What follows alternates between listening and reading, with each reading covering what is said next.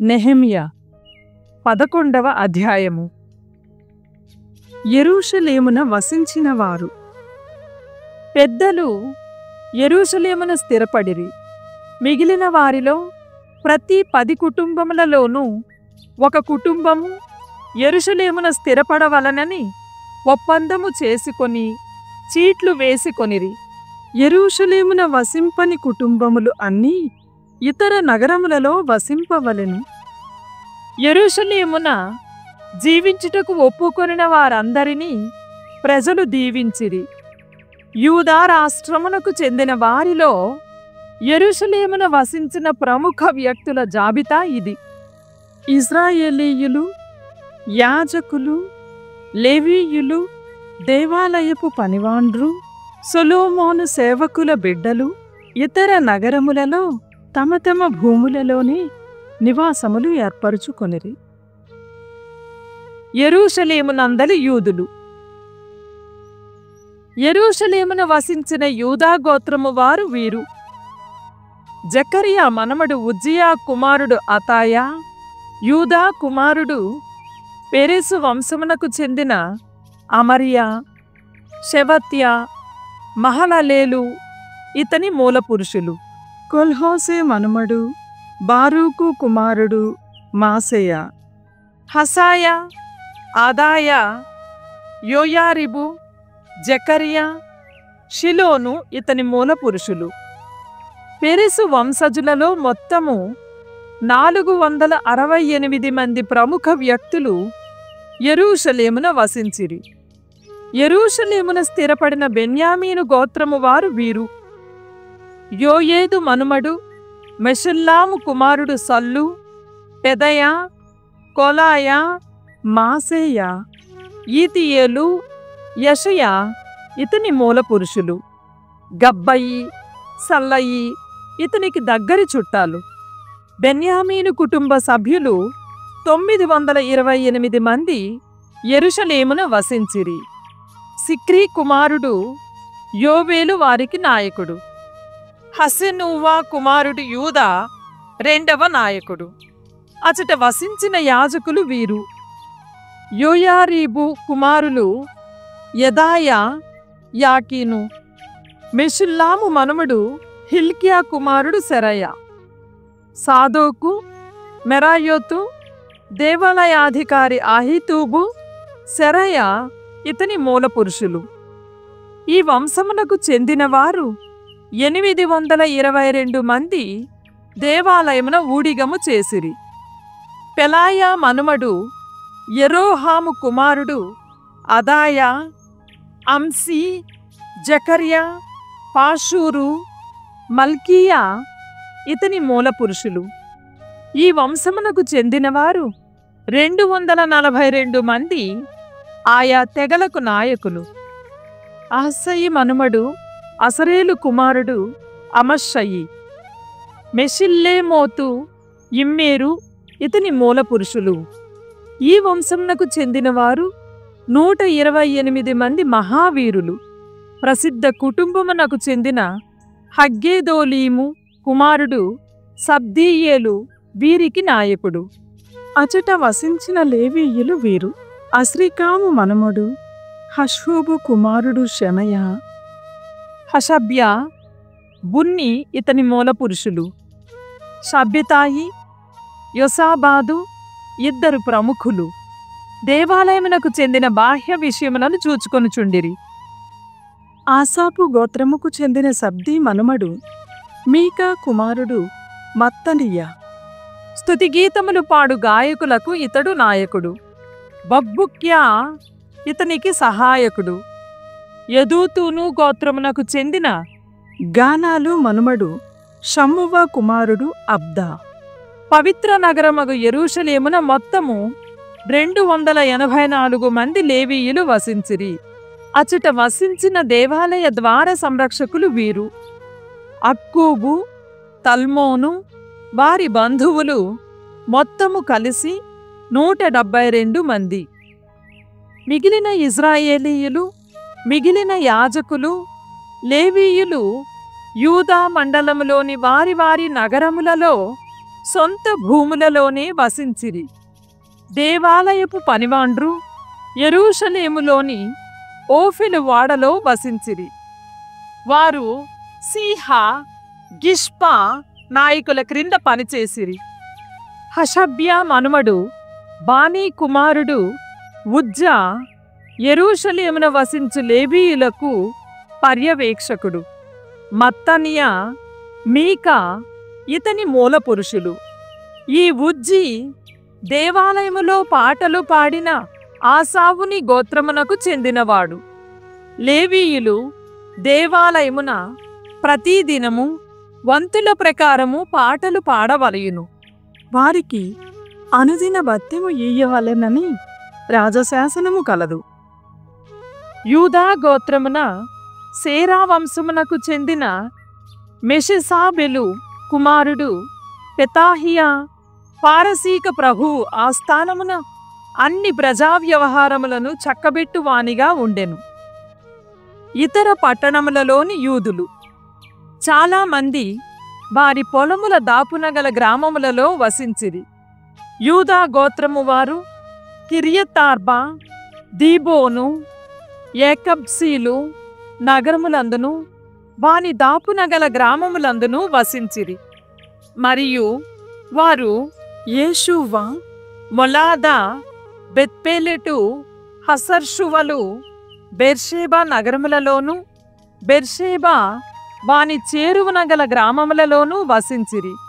ఇంకను సీక్లాగు, మెకోనా మరియు దాని చుట్టుపట్ల గల గ్రామములు, ఎన్రిమ్మోను, సోరా, యార్మూతు తావులలో వసించిరి.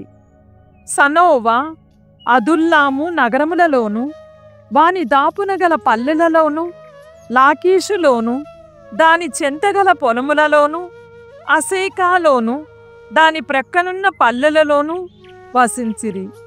ఈ రీతిగా యూదీయులు దక్షిణమున బెర్షాబాయు, ఉత్తరమున హిన్నోములోయయు ఎల్లలుగా గల దేశమున స్థిరపడిరి. బెన్యామీను గోత్రము వారు గేబా, మిక్మాసు, హాయా, బేతేలు వాని చెంతగల గ్రామములు, అనానోతు, నోబు, అనన్య, హాసోరు, రామా, గిత్తాయీము, హదీదు, సెబోయీము, నెబల్లాతు, లోదు, ఓనో, చేతివృత్తుల వారి లోయ మొదలైన తావులలో వసించిరి. యూదా రాష్ట్రమున వసించిన లేవీయులు కొందరు వచ్చి బెన్యామీనీయులతో నివసించిరి. ఎస్తేరు గ్రంథము 14వ అధ్యాయము. యూదులు రాజు మన్నన పొందుట. ఆ దినమే రాజు యూదుల హింసకుడు హామాను ఆస్తిపాస్తులను ఎస్తేరు వశము చేసెను. ఎస్తేరు మొర్దెకయి తనకు దగ్గర చుట్టమని తెలుపగా అతడు రాజు సమ్ముఖమునకు రాగలిగెను. రాజు తాను హామాను నుండి గైకొనిన ముద్రాంగుళీయమును తీసి మొర్దెకైకి ఇచ్చెను. హామాను ఆస్తిపాస్తులకు ఎస్తేరు మొర్దెకయిని అధికారినిగా నియమించెను. అంతటా ఎస్తేరు రాజు పాదములపై వ్రాలి కన్నీరు కార్చుచు అతనికి మరల విన్నపము చేసెను. అగాగు వంశజుడు హామాను యూదులను నాశము చేయుటకుగాను పన్నిన పన్నాగమును తొలగింపుమని వేడుకొనెను. రాజు తన బంగారు దండమునెత్తి ఎస్తేరు వైపు చూపగా ఆమె లేచి అతని ఎదుట నిలుచుండి, నేను ప్రభువుల వారి అనుగ్రహమునకు నోచుకొంటినేని, నేను తమకు ప్రీతి కలిగింతునేని, నా మనవి తమకు ఉచితముగా తోచనేని, ఏలినవారు హామాను పంపించిన తాకీదులను రద్దు చేయింపుడు. హమ్మెదాత కుమారుడు అగాగు వంశజుడు హామాను మన సామ్రాజ్యమున వసించు యూదులందరినీ వధింపవలయునని లేఖలు పంపెను కదా. మా ప్రజలీ శిక్షకు గురి అయినచో నేనెట్లు భరింపగలను? మా బంధువులు నాశమైనచో నేనెట్లు సహింపగలను అని మనవి చేసెను. అహష్వేరోషు ఎస్తేరు రాణితోనూ మొర్దెకయితోనూ యూదుల మీద కుట్ర పన్నినందులకు గాను హామానును ఉరితీయించితిని. ఎస్తేరు అతని ఆస్తిపాస్తులను నీ స్వాధీనము చేసితిని.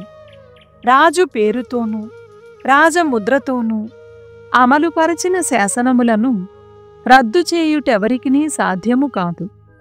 అయినను మీరు మీకు ఉచితములని తోచిన సంగతులను యూదులకు వ్రాయవచ్చును. ఆ లేఖను నా పేర వ్రాసి నా ముద్రతో ముద్రింపవచ్చునని చెప్పెను. సివాను అను 3వ నెలలో 23వ దినమున ఈ సంగతి జరిగెను. మొర్దెకయి రాజలేఖకులను పిలిపించి ఇండియా నుండి ఇథియోపియా వరకు వ్యాపించియున్న 127 రాష్ట్రముల రాష్ట్రపాలకులకును అధికారులకును ఉద్యోగులకును లేఖలు వ్రాయించెను. ఒక్కొక్క రాష్ట్రమునకును దాని భాషలోను లిపిలోను వ్రాయించెను. అట్లే యూదులకు వ్రాసిన లేఖలను వారి భాషలోను లిపిలోను లిఖించిరి. లేఖలనెల్లా రాజు పేర వ్రాయించి అతని ముద్రతో ముద్రించిరి. వార్తావహులు రాజు అశ్వశాల నుండి కొనివచ్చిన గుర్రములపై నెక్కి ఆ జాబులను వివిధ రాష్ట్రములకు కొనిపోయిరి. ఆ లేఖలలో రాజు యూదులకిచ్చిన అనుమతులివి. ఏ పట్టణమున వసించి యూదులైనను ఆత్మ సంరక్షణార్థము తమలో తాము ఏకము కావచ్చును. ఏ రాష్ట్రమునైనను ఏ జాతివారైనను సాయుధులై వచ్చి యూదుల మీద పడుదురేని యూదులు వారితో పోరాడి వారిని సర్వనాశము చేయవచ్చును. వారి భార్యలను పిల్లలను కూడా మట్టుపెట్టి వారి ఆస్తిపాస్తులను స్వాధీనము చేసుకోవచ్చును. యూదులకు మరణశిక్ష ప్రాప్తింపబోవు దినముననే అనగా అదారు అను నెల 12వ నెల 13వ దినముననే ఈ శాసనము కూడా అహష్వేరోషు రాజు రాజ్యము నలుమూలల అమలులోనికి వచ్చునని తెలియచేయబడెను. 15వ అధ్యాయము. యూదులకు భద్రత సిద్ధించుట. ఆ లేఖలలోని వృత్తాంతమిది. ఇండియా నుండి ఇథియోపియా వరకును వ్యాపించియున్న 127 రాష్ట్రముల పాలకులకును విశ్వాసపాత్రులైన ప్రజలకును శుభములు పలికి మహాప్రభువు అహష్వేరోషు వ్రాయునది. ఉపకారుల నుండి పెక్కుమారులు భూరి దానములను స్వీకరించుట వలన చాలా మందికి పొగరెక్కును. ఇట్టి పొగరబోతులు మా ప్రజలకు కీడు తలపెట్టుటయేగాక తమకు లభించిన ఐశ్వర్యమును నిబ్బరముగా నిలుపుకోజాలక తమ్ము సంపన్నులను చేసిన ఆ ఉపకారుల మీద కూడా కుట్రలు పనుచున్నారు. ఇట్టి వారిలో కృతజ్ఞతాభావము లేసమైనను ఉండదు. వారు మంచి అనునది ఎరుగని నీచుల పొగడ్తలకు ఉబ్బిపోవుదురు. పైగా వారు దుష్టకార్యములను యావగించుకునివాడు సర్వసాక్షి అయిన ప్రభు శిక్షను తప్పించుకోగలమని ఎంచెదరు. రాజులు తమ స్నేహితులైన వారిని నమ్మి వారికి రాజ్యాధికారమును ఒప్పచెప్పగా వారు వంచనతో నిరపరాధుల రక్తము ఒలికించిరి. ఆ రాజులను కూడా పాపమున భాగస్వాములను చేసి తీరని నష్టములు తెచ్చిపెట్టిరి. ఆ దుష్టులు మోసపుటాలోచనలతో హితబద్ధులైన తమ పాలకులను పెడత్రోవ పట్టించిరి. ఈ సత్యమును నిరూపింపవలెనన్న పూర్వచరిత్రలేమియూ పరిశీలింపనక్కరలేదు. అయోగ్యులైన అధికారులు మా కన్నుల ఎదుటనే చేసిన దుష్టకార్యములు పరికించినా చాలును. ఇక మీదట మేము మా సామ్రాజ్యంలోని ప్రజలందరికీ శాంతి భద్రతలు చేకూర్చగోరెదము. అందుకు మేము క్రొత్త విధానమును అవలంబింతుము. ప్రజలు మా దృష్టికి తెచ్చిన సమస్యలనెల్లా న్యాయసమ్మతముగా పరిష్కరింతుము. హమ్మెదాతా కుమారుడు మాసిదోనీయుడైన ఈ హామానునే చూడుడు. అతని దేహములో పారసీక రక్తమొక్క బొట్టైనను లేదు.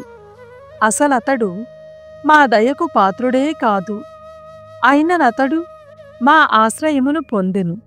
మేమును అన్ని జాతుల ప్రజలకు వలనే అతనికి నీ ఉపకారము చేసితిమి.